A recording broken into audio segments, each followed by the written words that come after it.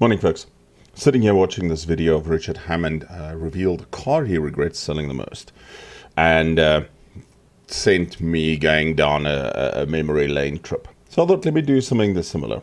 I'm going to quickly go through all the cars I've owned and which ones I regret selling and which ones I absolutely hated. So a little bit of insight into my life, a little bit of difference from the normal gaming content.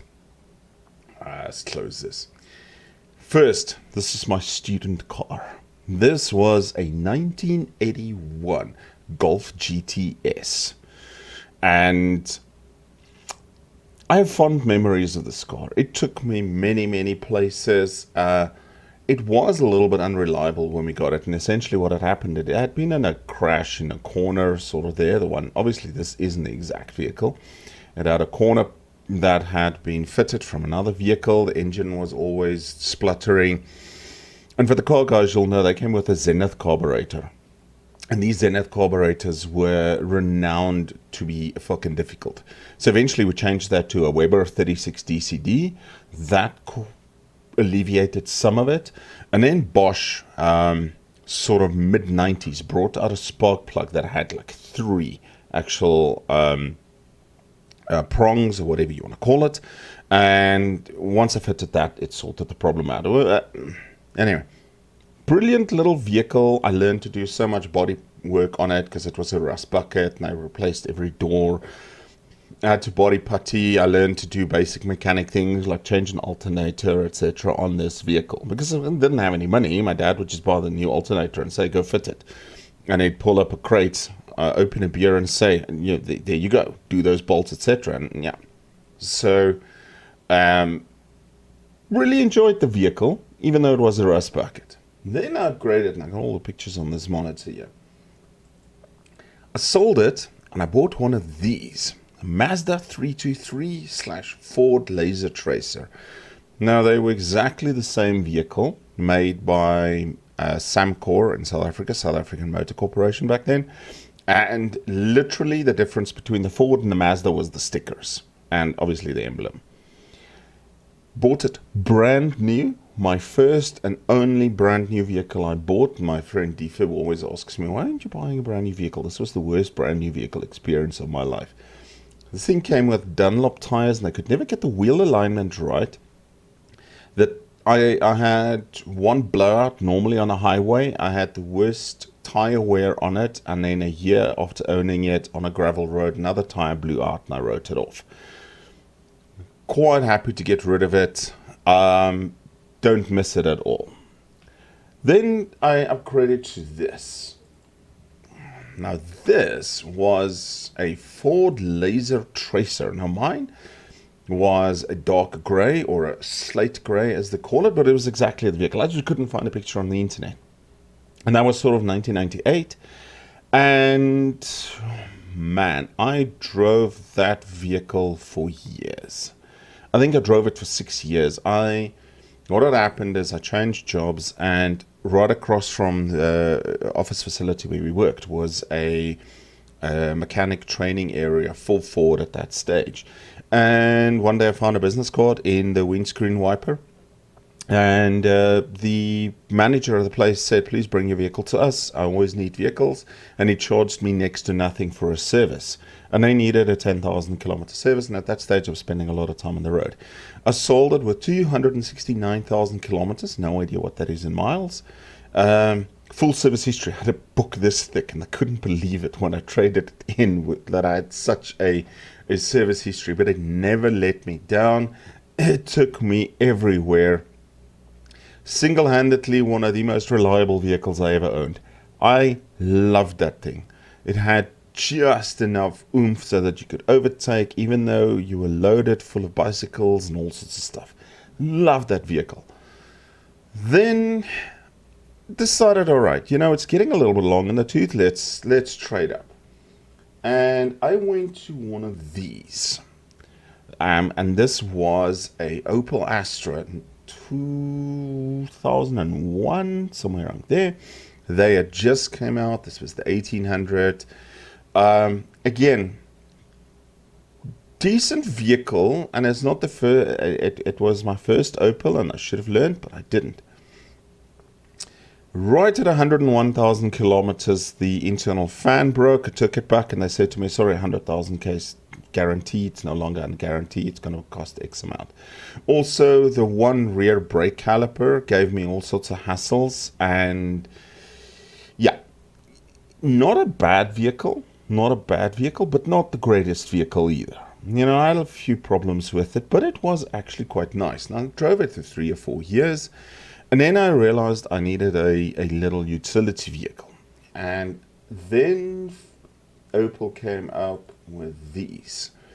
In South Africa, it was called the Opel Corsa Utility.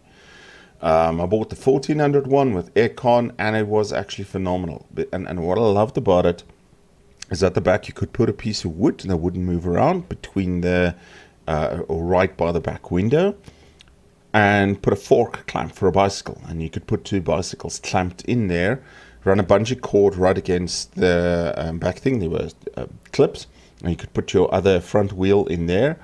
And man, I drove this thing also everywhere. It was actually, for 1400, it was pretty cool. 2008, I went up to do Desert Dash in Namibia, a fairly rough mountain bike race.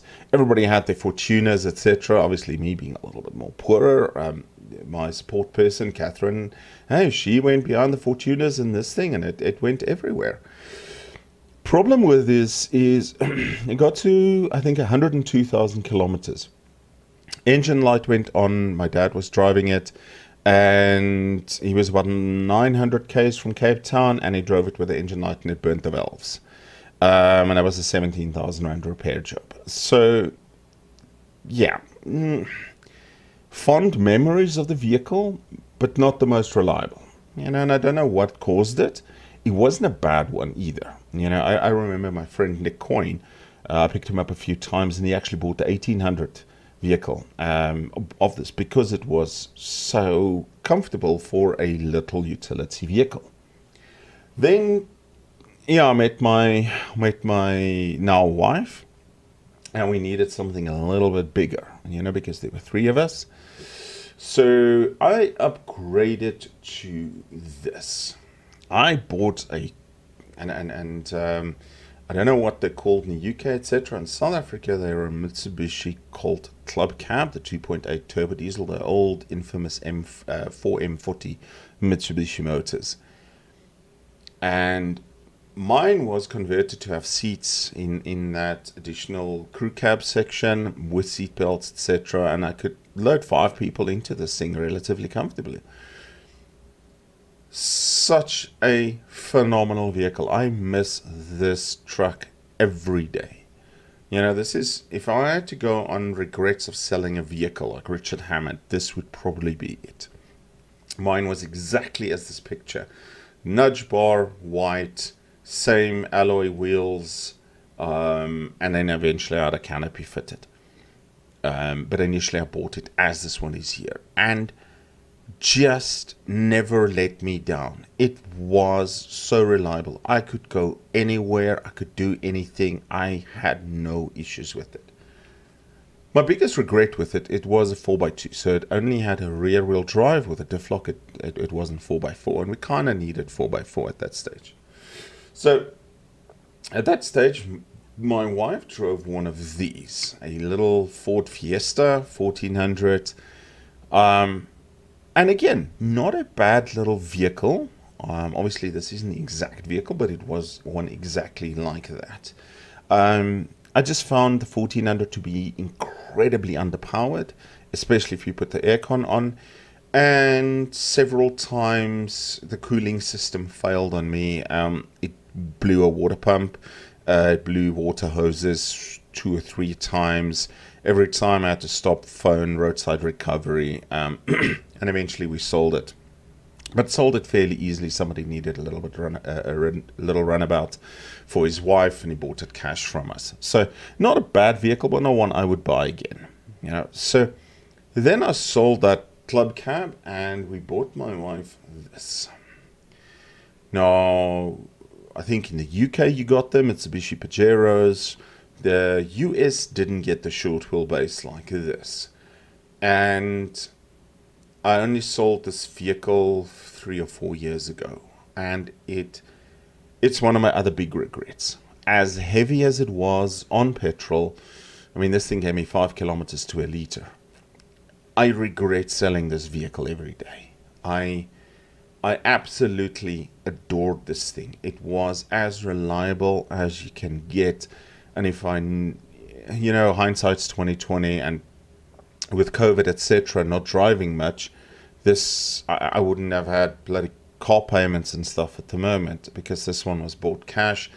And the scary part is I bought it in 2012 and I sold it 2019, something like that. 7 years later, I sold it within 24 hours. The thing is, it had a full service history. It was very well taken care of. You can see that got the new BF Goodrich all-terrain on. Phenomenal vehicle. Absolutely loved this thing. And I really regret selling this. On the other hand, also, the two-door wasn't big enough, so we got a cousin of it. These were the facelift Pajeros that came out. That one was in 1997. This one was in 1998. It's got the bubble flares, etc. Obviously, four-door loaded, etc. This one cost me quite a bit of money to keep going. I had to redo the engine, some body work, etc., etc. But it took us a lot of places: Botswana, Swaziland, not Lesotho, Namibia, Zimbabwe, Zambia. And it really only gave us issues once, where it blew the head gasket, and I had an entire new sub-assembly put in. Once that was done, all those issues were sorted out. Unfortunately, there was a oil leak at a bearing in the gearbox, and one day it just started grinding and the entire gearbox exploded. So, fun times. So I actually sold it to the mechanic that maintained this one, and the red one. I took it there and he said to me, look, let me buy it from you. I know that it's been giving you hassles. And he needed, because he'd redone the engine, he actually then sold it to a company that does conversions for the game viewing vehicles. So they cut the roof off here. Basically, they cut the roof off, they put a framework, etc. So it's still living a good life. Now, between all of that, I spoiled myself. I bought myself one of these. This was a Lexus IS250. And I don't know, it's got the F trim package or something. So it's the ISF. Yeah, it's not the ISF, it's the IS250 F Sport trim. I miss this vehicle on a daily basis. I honestly miss this vehicle on a daily basis. If I ever buy a luxury vehicle again, I'm walking to Lexus. What a phenomenal vehicle. Just what a phenomenal vehicle. Biggest problem with it, of course, is the services are horrendously expensive. Tires are horrendously expensive. And unfortunately, I owned it for a couple of months, and a piece of shit put a gun to my head and said, I want the car. They stole the car during an armed hijacking and did a business robbery with it, damaged it severely. It cost quite a bit for insurance to repair it, but they didn't write it off. But the vehicle was never the same. And I sold it not long afterwards. So the short while that I did own it, I absolutely loved it. But there was always that stigma attached. Plus, as much as insurance fixes a vehicle, there's just so much they can do. So I got rid of it. Then I sold both the Pajeros, etc. And because COVID, and then I got this thing. Now, in South Africa, there's a Nissan NP200 utility. I think it's made under license from Dacia. It actually uses a Renault K9K or something engine, that 1.5 diesel, little turbo diesel. And I bought it because a friend of mine had a Nissan Micra with that same Renault 1.5 turbo diesel motor, and I was told it's a really, really reliable motor. You know, it's a really reliable vehicle. I'm not going to have any issues with it. Oh my God. If there is one vehicle I regret owning, it's this thing. Jeez. I eventually gave it a nickname three months because it would break every 3 months. I can tell you, I spent in the 2 odd years that I owned it, I probably spent what I paid on it on repairs. And shock struts had just collapsed. Shocks collapsed.